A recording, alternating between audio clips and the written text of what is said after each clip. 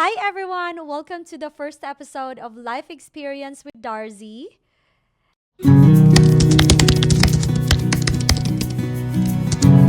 And in today's episode, I have a very special guest, my ex-boyfriend, who's now my husband. Hi, I'm Matt. You gotta face the camera. Hi. I can't do this. It was just Okay. a conversation. All right. So I can't do this, babe. So in today's, just so you know, guys, this is our first time doing this, and right now I feel really very shy. For some reason. Babe, if I can climb towers, you can sit here and have a conversation with me. Okay. I know, but it's just no. It's because I know that you don't like camera. Doing just fine right now, babe. No, really, seriously, I'm very thankful that you're here. And I'm very thankful that you are joining me in this journey. You're being so supportive. In this episode, we will be talking about some or most questions asked for husband and wife.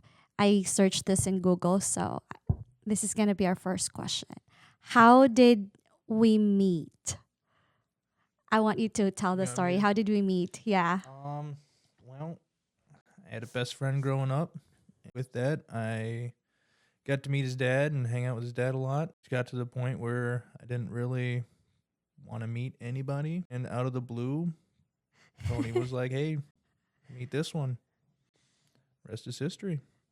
So my best friend's dad set us up, and I like to think that maybe not love at first sight, but a liking at first sight, and What? and a want to grow something with you. Kind of just came out of nowhere.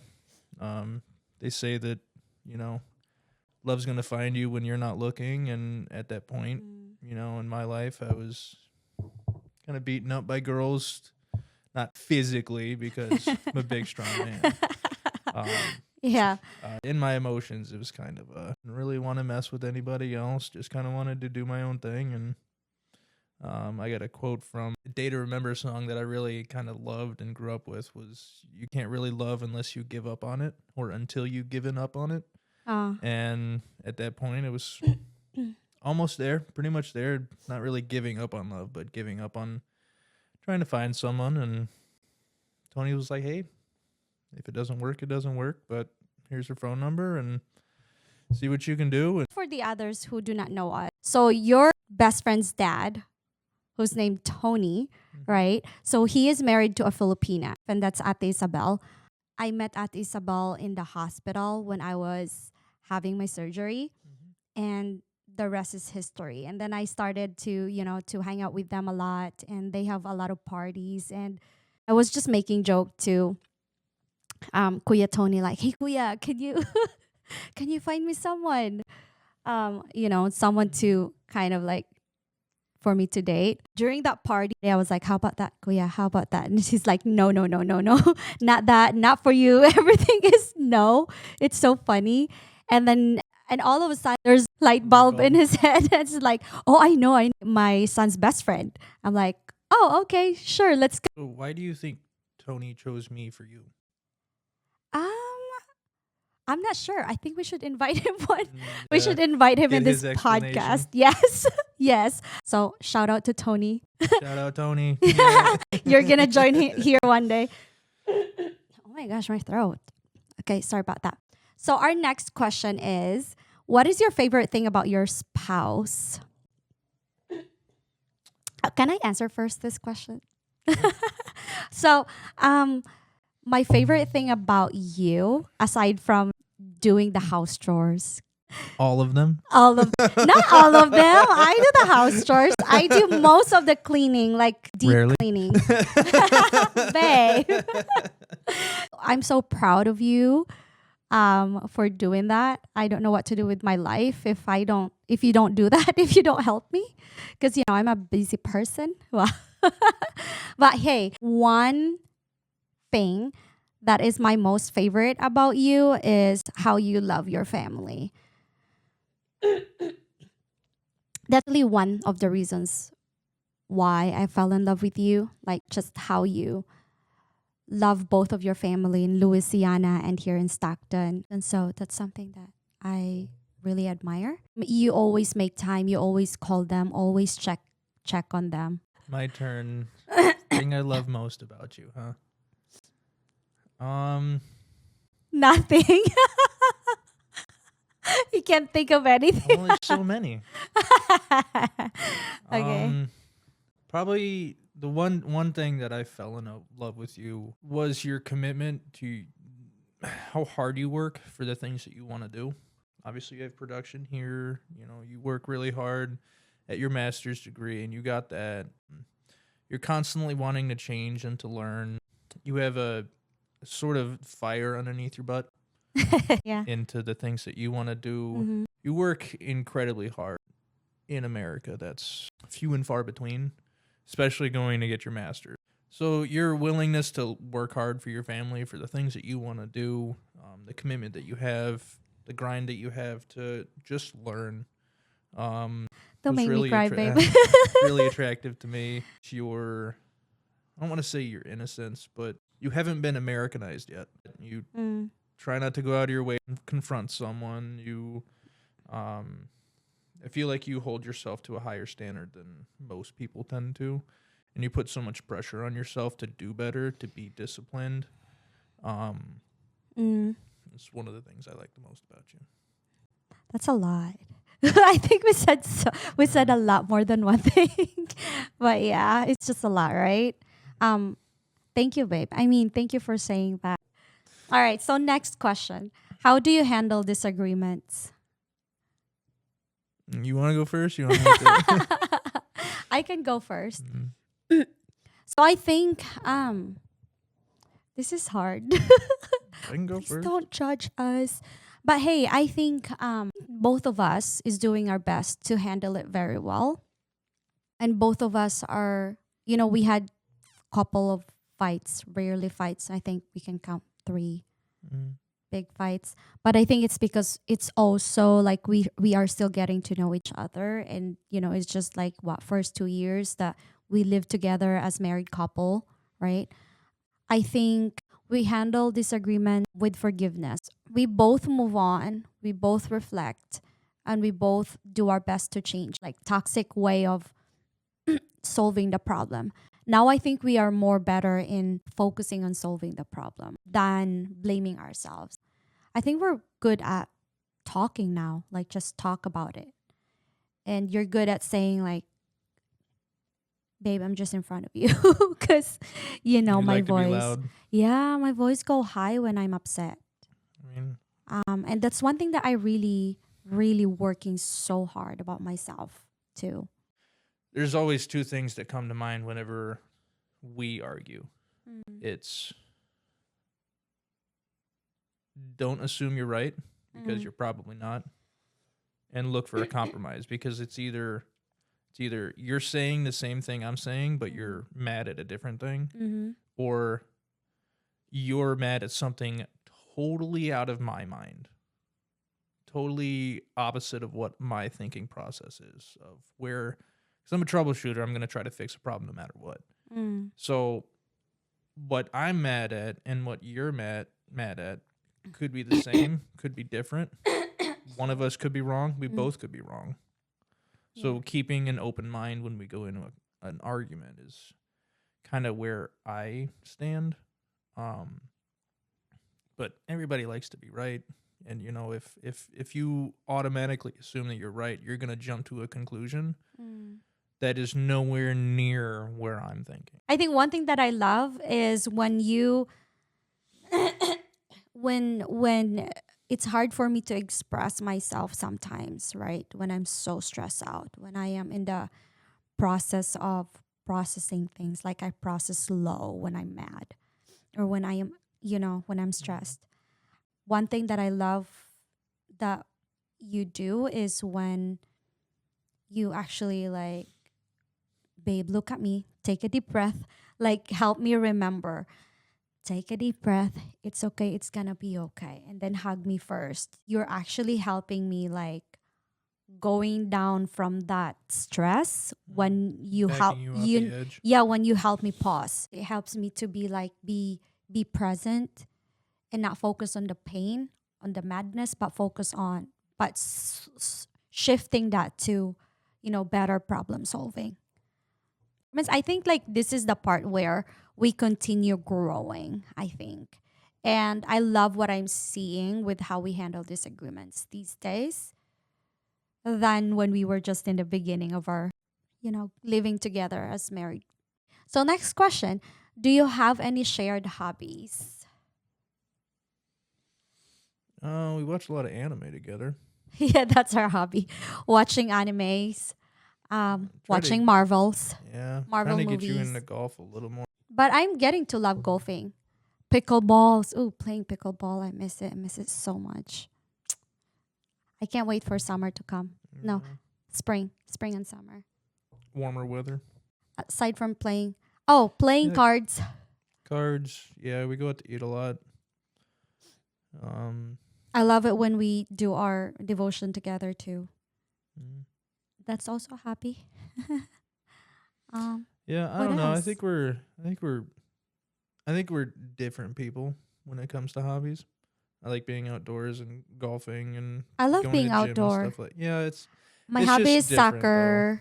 soccer. Yeah, we got different things that we like, but I think Mm, we find a way for it to work. yeah. No, our hobby too is eating. Going out and eating It's out. not a hobby because you No? just have to eat. That's a hobby. Going out is a hobby, not eating is a hobby. Doing grocery a hobby? No, it's a chore. But I think I love that we do that together, like going groceries too. Next is, what are your plans for the future? This is hard to answer because, like, I don't know. I'm not at that point of like planning so far in the future. But I think as a married 10 kids, 10 dogs, 100 acres, oh big my dirt bike track. goodness, no. 12 kids. 12 kids, 12 dogs, 1,200 acres, 12 dirt bikes. No. No. I think we wanna, our plans of future is visiting Philippines, that's for sure. Visiting my family you're- there. What is your biggest strength as a couple is our next question. Probably the ability to compromise, adapting to what's going on around us, I guess, I think is our biggest strength.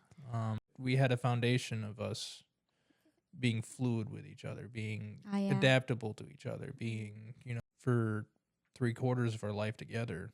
It's our strength has been being able to compromise, being able to see where each other's coming from, being able to accept certain conditions, being able to show up when you're needed to show up rather than just, oh, hey, I don't want to do that, but I'm here. But being enthusiastic about being there, being supportive of maybe not doing something you want to do, but you're here enjoying it because they like to do it.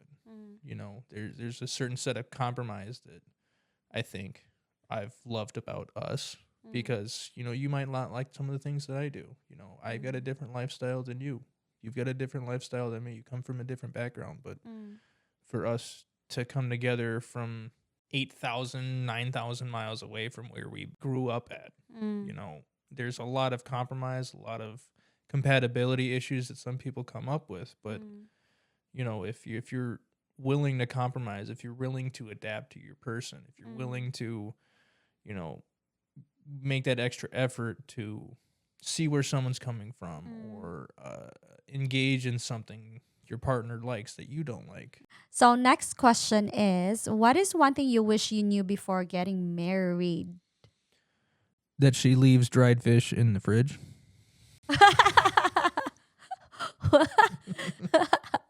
Yeah, because Your if fridge you will always smell. Sash. I love dried fish. No, me really, is that yours? Me, I think I wish I knew I would meet you. I mean, my grandma already prophesized that. I have to share this. Like, so my grandma in Cebu, this is my mom's dad's sister. So my mom's aunt. So your great aunt. Yeah. Huh? She'd be your great aunt. Right, like grandma, like Great aunt. grand aunt. Great aunt. We call her grandma. Okay. So my grandma prophesied. I call it prophesized. But she's like, when I was in college, she's like,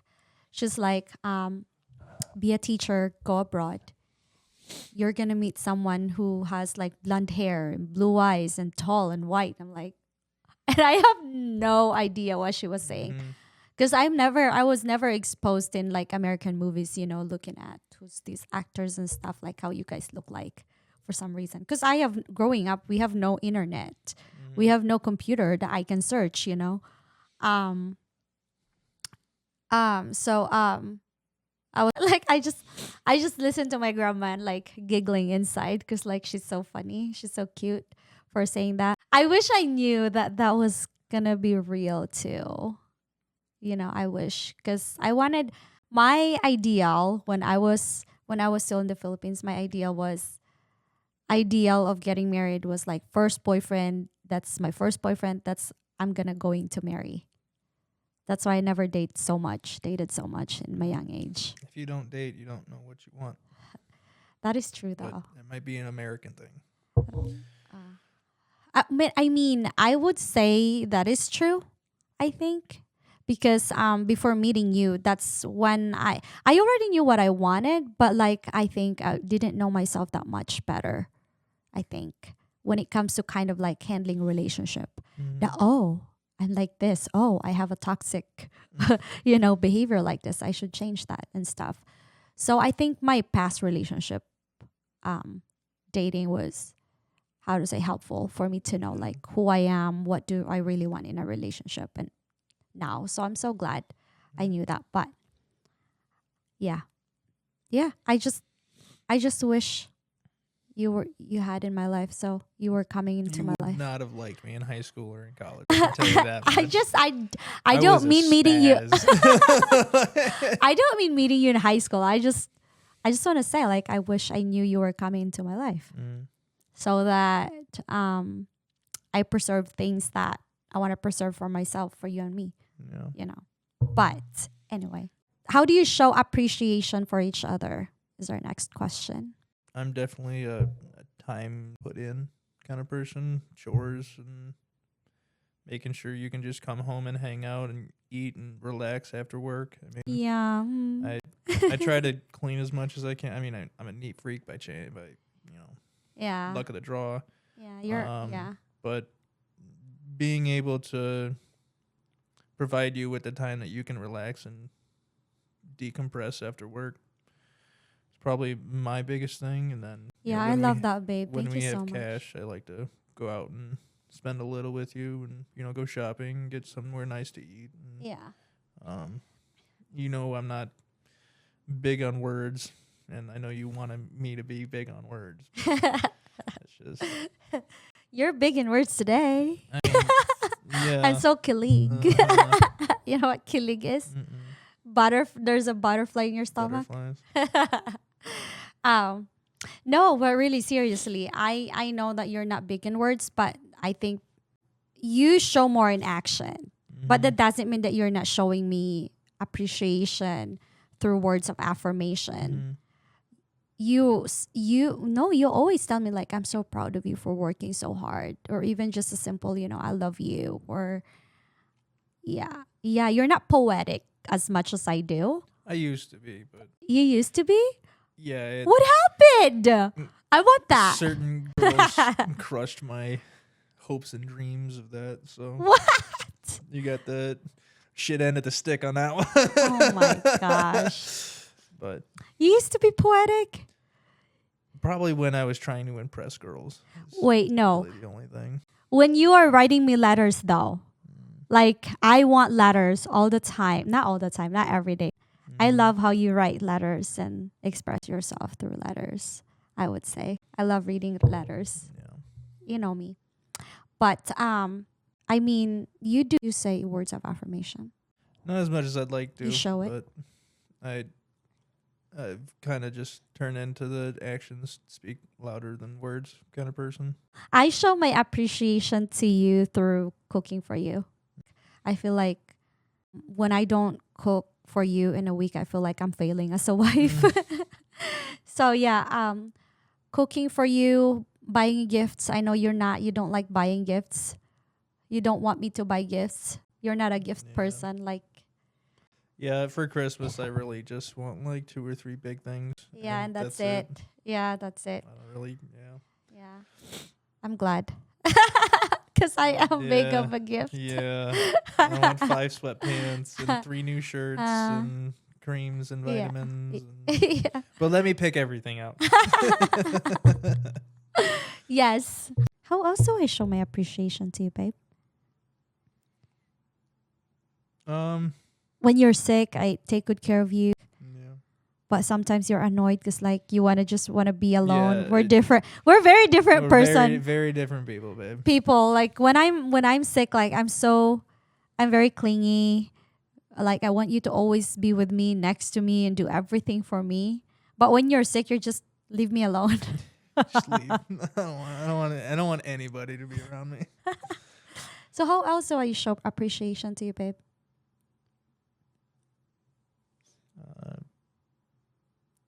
I don't know, babe. Mysterious ways. What? No, you don't know for real. You don't I see can't it. say on the podcast. Oh, oh, the bedtime. Yeah. Okay, fine. I can't say in the podcast. Okay. How do you support each other through tough times? I want you to answer this. Like, how do I support you in tough times? Yeah.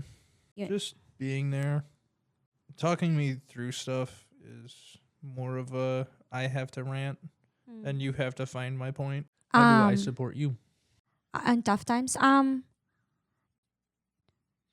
just being there, sitting down with me, talking through things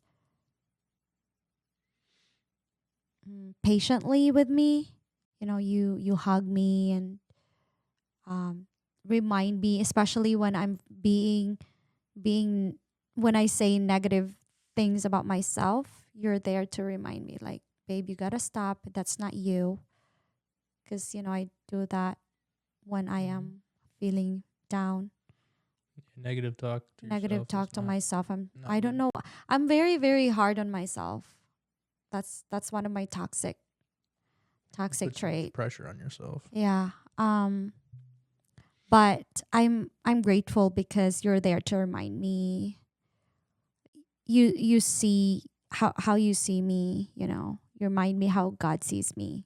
When you say things about me, I feel like that's God is saying, like, this is you. So I'm really grateful, thankful to God that I found you as my husband, that God gave you to me.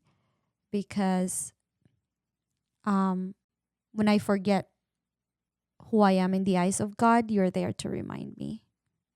That's why I said God is our greatest strength together. That's the last question that we have. And thank you so much, guys, for listening. We're going to have our second episode soon. But I don't know who's going to be with me. So stay tuned, guys. And comment, leave us a comment. Like, comment, and subscribe. Like, comment, and subscribe. Ring the bell for notifications. Thanks, guys. Have a good night. Good day whenever you're listening to this. See you in our next episode. Done!